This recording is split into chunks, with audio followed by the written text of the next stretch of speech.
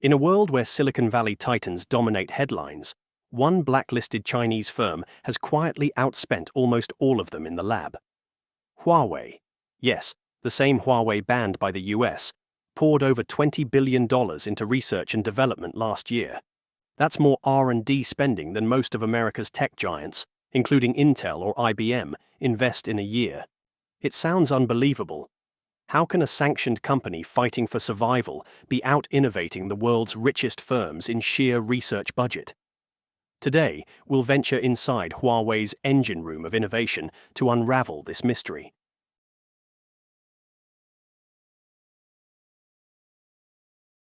Huawei's dramatic pivot to research can't be understood without the backstory of its fall.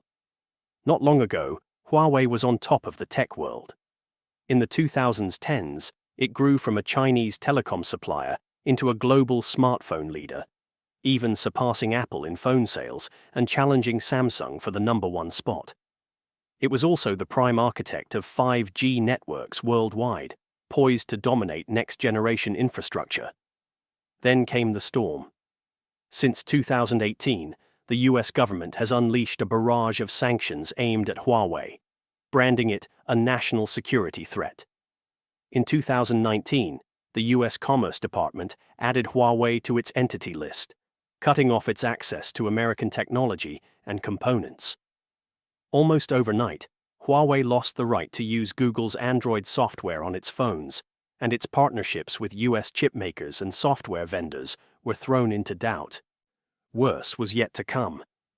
In 2020, Washington tightened the screws with a blanket ban on advanced semiconductors. Any chip made with US tools or design software could not be sold to Huawei.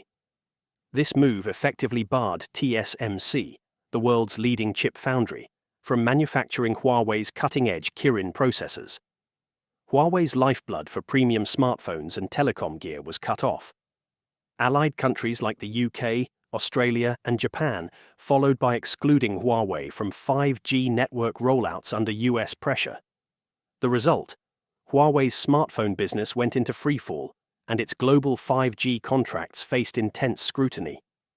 In 2020, Huawei still managed record revenue, 891 billion yuan, as 5G deployments boomed, but by 2021, its sales collapsed by nearly a third under sanctions.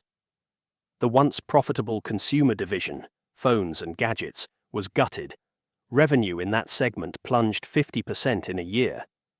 Huawei even sold off its entire Honor smartphone brand in late 2020 to keep that unit alive outside the sanctions' shadow. Inside Huawei, the mood turned from triumphant to survival mode.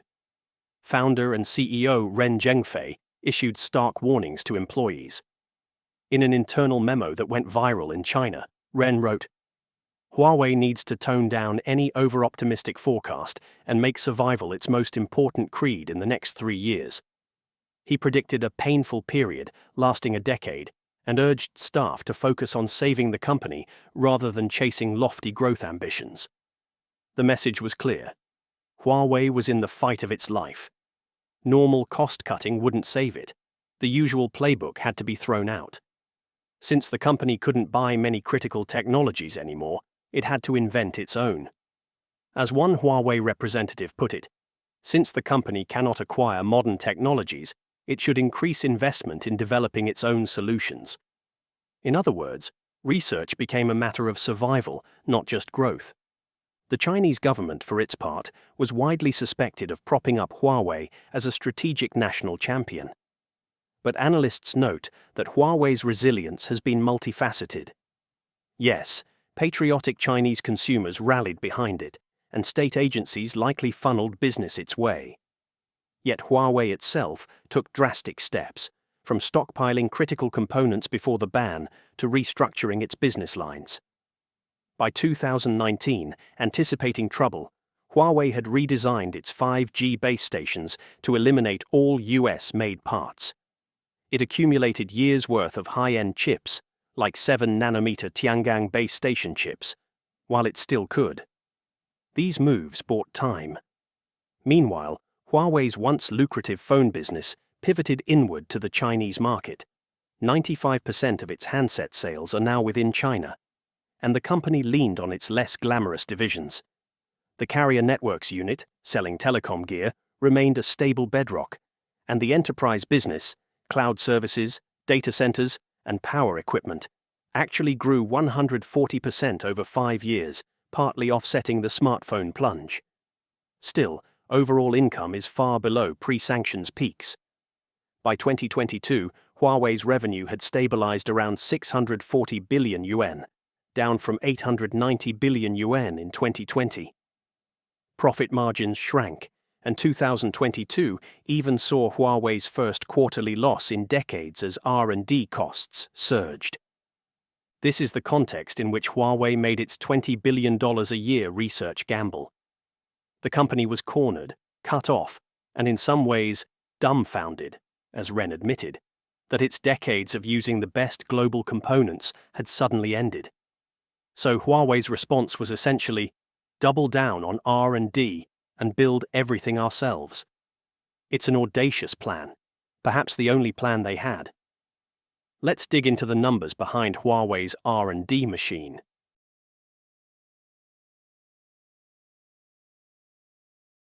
Huawei's research spending didn't just appear overnight. It has been growing for years, turbocharged by the sanctions saga. In 2021, at the height of the crackdown, Huawei invested $22.1 billion in R&D, a sum that was 22.4% of its revenue. To put that in perspective, Huawei's R&D intensity was nearly double that of Alphabet/Google or Amazon, and more than triple Apple's, relative to each company's sales. In absolute terms, only a handful of companies on Earth spend that kind of money on R&D.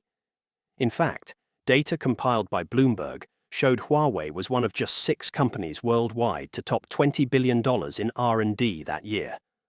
The others are the expected Western giants: Amazon, Alphabet, Microsoft, Meta, plus perhaps 1 or 2 others like Samsung. The number of researchers at Huawei is equally staggering. Out of approximately 195,000 employees, 107,000, 55%, work in R&D. Think about that. Over half the company are engineers and scientists. By comparison, Microsoft has about 1/3 of its staff in R&D. Huawei's corporate culture has long been engineering-driven, and now it's in overdrive. Where is this huge budget going? For one, into securing Huawei's supply chain independence. A big chunk of R&D is focused on developing in-house alternatives to technologies it can no longer buy. Ren Zhengfei recently revealed that in the span of 3 years under sanctions, Huawei's teams re-engineered over 13,000 components and 4,000 circuit boards to replace foreign parts. They've sourced domestically or redesigned everything from radio frequency chips to power modules. Huawei even undertook a complete rewrite of its enterprise IT systems, creating a homegrown ERP software called Meta ERP to replace Oracle, using its own operating system, database, and compilers. These are not glamorous projects. They're the kind of behind-the-scenes R&D aimed at technological self-sufficiency, so Huawei can keep the lights on without US tech.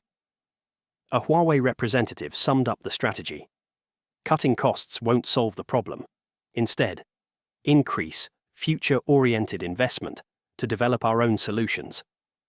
At the same time, Huawei has kept one eye on the horizon, funding cutting-edge research that might secure its future market leadership. According to Ren, despite the difficult period, Huawei did not stop moving forward.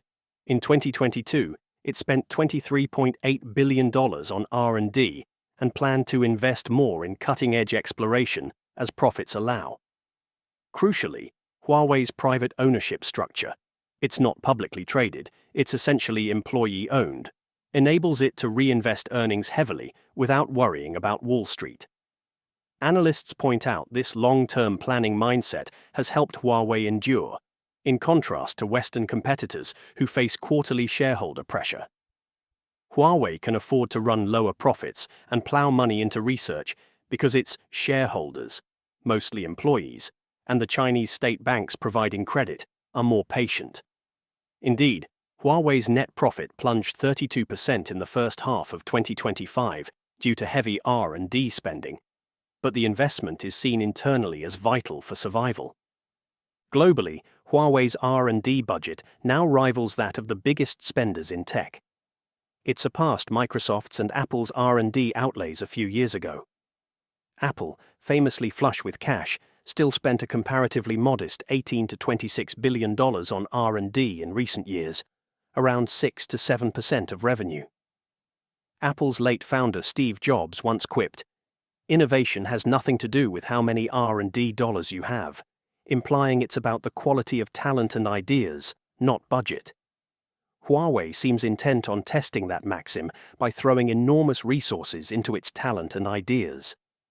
Only Amazon and Alphabet have consistently outspent Huawei in raw dollar terms, and remember, those companies count a lot of non-pure research activities in their R&D. Amazon's figure includes content and software development, for example. Huawei's spending, by contrast, is largely focused on physical technologies, communications hardware, chip design, engineering research, areas that are capital and knowledge-intensive. Another lens to see where the money goes is by looking at patent output. Huawei is now one of the world's largest patent holders.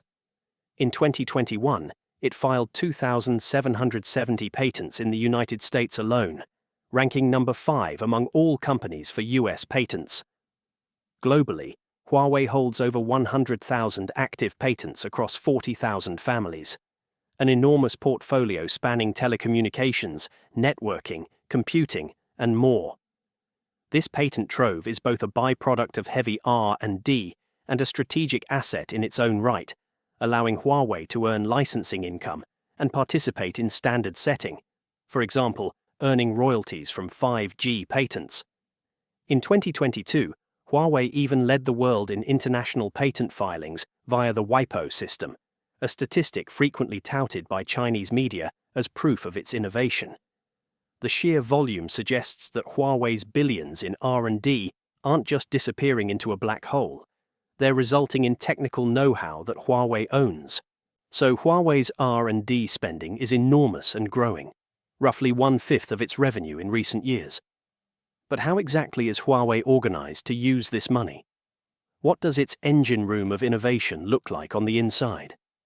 For that, we need to peek into Huawei's unique lab structure and research culture.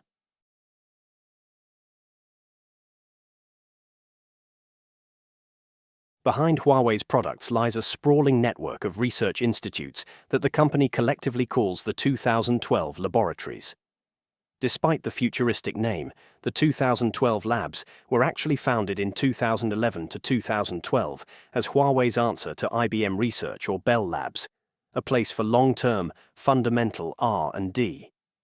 Ren Zhengfei intentionally set up these labs to focus on 5 to 10-year horizons beyond immediate product cycles. They are not governed by short-term profit targets. Researchers there are free to explore fundamental science and cutting-edge technologies in ICT, information and communications tech, without worrying about quick returns. Think of it as Huawei's in-house university or think tank ecosystem. Within the 2012 labs, there are specialized institutes each dedicated to a core technology domain. For example, Wireless Technology Lab. This lab drives research in wireless communications, essentially the birthplace of Huawei's 5G and future 6G technologies. Its mission has been to explore new wireless spectrum techniques, advanced signal processing, and to push radio communication towards theoretical limits, like the Shannon limit. The Wireless Lab delivered many of the breakthroughs that made Huawei's 5G equipment world-class. Today, it's undoubtedly working on 6G. Huawei began 6G research a long time ago, according to Ren, with dedicated teams in places like Ottawa and Munich, exploring what networks in 2030 and beyond will look like.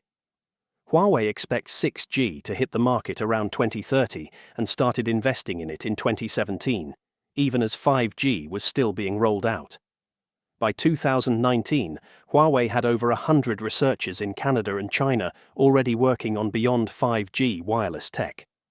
Optical, B&P Lab. The B&P lab at Huawei leads research in optical communications, the fiber optic networks that form the backbone of the internet. Huawei is a world leader in optical networking gear, and this lab is why. Over the past decade, Huawei's optical researchers have achieved something remarkable. They doubled the data capacity of a single optical fiber roughly every 3 years. This relentless improvement kept Huawei at the cutting edge of fiber optic transmission, enabling faster and more efficient internet infrastructure. The lab focuses on things like novel modulation formats, optical switching, and reducing latency and power in optical links. Their work led to industry-first products, such as ultra-high-capacity wavelength division systems. Photonics is a big buzzword here, essentially using light for communication and potentially for computing. Huawei's investments in photonics mean it's researching photonic integrated circuits and advanced laser/LED technologies that could revolutionize data centers and telecom networks in the coming years. Noah's Ark Lab. This is Huawei's well-known AI research center, founded in 2012 and now spanning locations in Shenzhen, Hong Kong, Beijing, London, Paris, and more. Noah's Ark Lab focuses on machine learning, computer vision, natural language processing, search, and AI theory. In effect, it's Huawei's answer to Google DeepMind or Microsoft Research in AI. By organizing AI research separately, Huawei ensured it wasn't left behind in the global AI race. Noah's Ark Lab has produced numerous academic papers and contributed AI features that get embedded into Huawei products, like smartphone camera AI or telecom network optimizations. It's also a hub for collaborating with universities on AI. Many top AI PhDs have been hired or funded through this lab. This entire R&D apparatus, the 2012 labs and allied programs, is the engine room referenced in our title. It's like an R&D city within Huawei. The ethos here is reminiscent of Cold War-era Bell Labs or Japan's giant corporate labs. Think big, think long-term. Huawei explicitly divides its innovation pipeline into 3 stages. First, fundamental research at places like 2012 Labs, which explores realistic possibilities and is not bound by performance evaluations. Then applied research and product development by product line divisions, turning ideas into commercial products. And finally, external collaboration, universities and industry partners, to broaden exploration. Ren metaphorically described Huawei's scientists as having climbed the Himalayas of science in basic research, and when the sanctions hit, he asked these scientists to come down from the mountain to join the battle of solving practical engineering problems. In practice, that meant Huawei redeploying many pure researchers onto urgent tasks of component redesign and software rewriting to keep the business running. It was an emergency measure, but it underscores Huawei's depth. It had hundreds of PhDs in fields like chip architecture, materials, algorithms on standby, who could be redirected from theory to practice when crisis struck. One concrete example of Huawei's lab output: in-house chip design. Huawei's semiconductor design unit, HiSilicon, was a crown jewel of its R&D. HiSilicon's engineers created the Kirin series of smartphone processors and Ascend AI chips. These designs were world-class. The Kirin 9000 in 2020 was on par with Qualcomm and Apple's best at the time. That kind of capability came from years of investment in chip R&D. Even though HiSilicon cannot currently get its most advanced designs manufactured at TSMC due to sanctions, it hasn't stopped designing.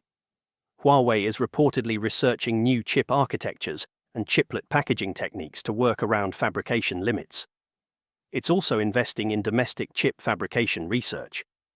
Huawei now has 2 internal facilities, in Shenzhen and Shanghai, looking at semiconductor manufacturing equipment, essentially trying to develop Chinese equivalents of Western tools like EUV lithography. These are moonshot projects with long timelines, but again, that's what Huawei's R&D is aiming for. So, Huawei's labs cover wireless, optical, AI, network, chip design, materials, software, thermal, cloud, automotive, and more. It's a comprehensive portfolio, reflecting Huawei's wide business scope, from phones to telecom to enterprise. We've seen how it's structured and what it has achieved, e.g. leading 5G, advanced chips, thousands of patents. Now let's look at some specific strategic bets and breakthroughs Huawei is making with its R&D war chest, the technologies it hopes will catapult it back to the forefront despite the hostile headwinds.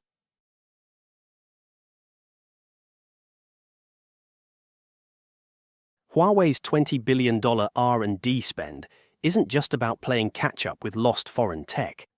A significant part is aimed at leapfrogging or securing leadership in future tech domains. Here are some of the key strategic bets Huawei is making, areas where it's concentrating research efforts for long-term payoffs. Next-generation wireless, 6G. Huawei refuses to cede its crown in telecommunications. It has been investing in 6G research since 2017 and running 6G trials in parallel with 5G rollouts. The company's wireless R&D teams, under CTO Dr. Wen Tong and others, are defining what 6G could be, envisioning networks with ubiquitous AI-native capabilities, terahertz frequency radio links, and even integration of communication with sensing. Imagine networks that can also radar map the environment. Huawei expects 6G to become reality around 2030. By starting early, Huawei aims to contribute heavily to 6G standards and patents, just as it did for 5G. In fact, Huawei's Ottawa Research Center, stocked with ex-Nortel wireless scientists, has been a hub for beyond 5G innovation. Betting on 6G is crucial for Huawei to maintain relevance in networks, because whoever holds the most core IP for 6G will enjoy a huge advantage in selling that equipment worldwide, assuming geopolitical tides allow.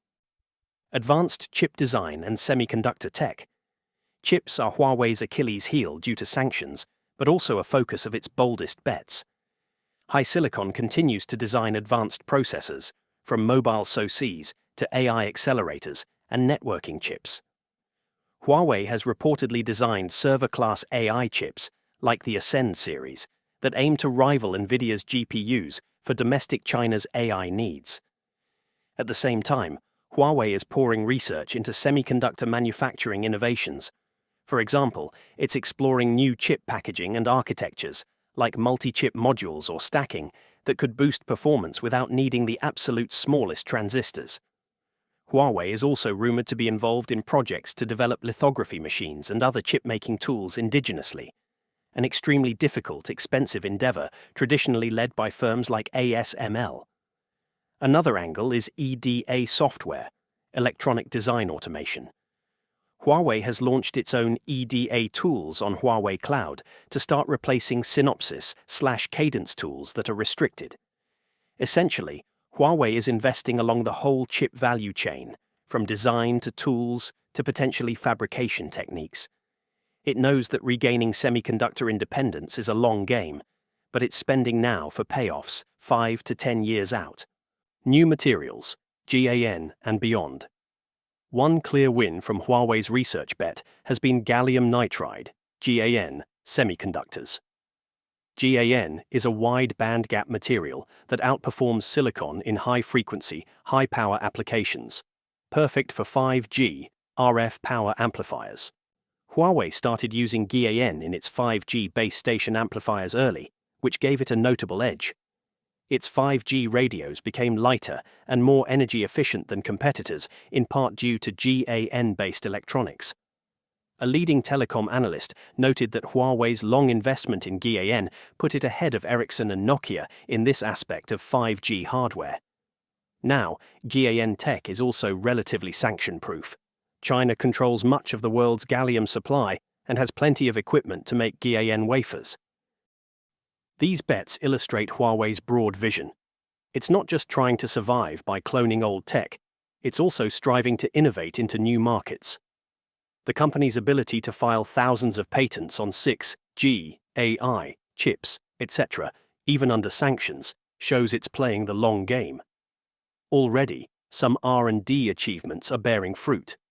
For instance, in 2023, Huawei stunned observers by releasing the Mate 60 Pro smartphone featuring a 7nm Kirin 9000S chip, designed by Huawei and fabricated in China's SMIC foundry. This was seen as a breakthrough in China's semiconductor self-reliance. The phone's sudden launch, during a period when the US Commerce Secretary was visiting China, was interpreted as Huawei signaling its resilience. While a 7nm chip is a couple generations behind the latest iPhone's 3nm chip, it was nonetheless an existential milestone for Huawei, proof that its massive R&D on chips and coordination with domestic fabs could yield a viable high-end product despite the ban. Huawei is likely to double down on such integrated R&D efforts, where it aligns its design prowess with whatever manufacturing capability China can muster.